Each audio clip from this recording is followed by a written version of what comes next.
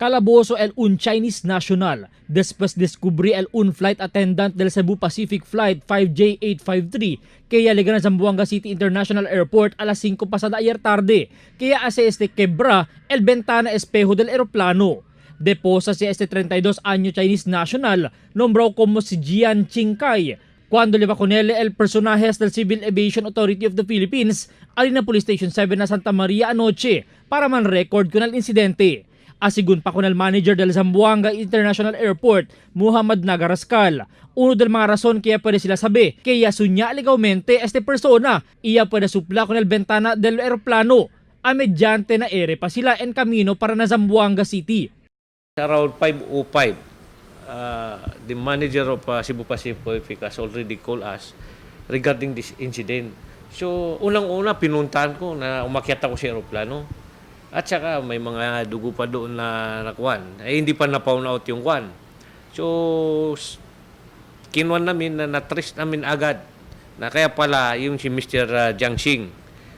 He's a Chinese national, 38 years old. Flight 5G853 from Manila, Cebu Pacific Air.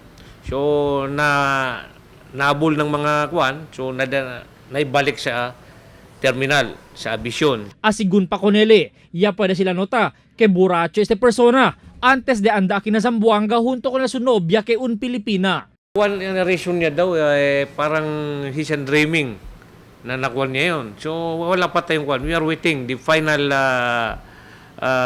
investigation of Aviation Security Group.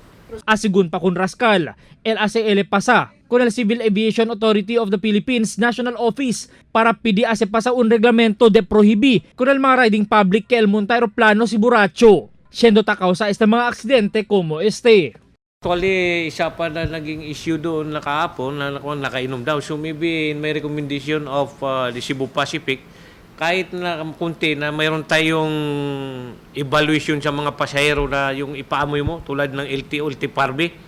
Pag mataas ang hangover, mas maganda na lang na wag nila pasakay dahil maraming naaabala na pasahero tungkol dyan.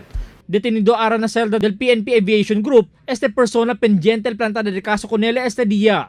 Por causa con el incidente, ya que también bakul el mga pasahero del Cebu Pacific siendo ya bula el aeroplano sin pasahero anoche para reemplazar con el aeroplano. El efecto a segunda ya ginda asa na iya, siendo afectado también el mga aeroplano del Cebu Pacific por causa con el mga connecting flights.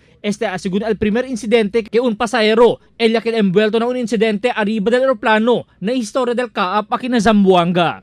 Albert Luna, Dateline Zamboanga.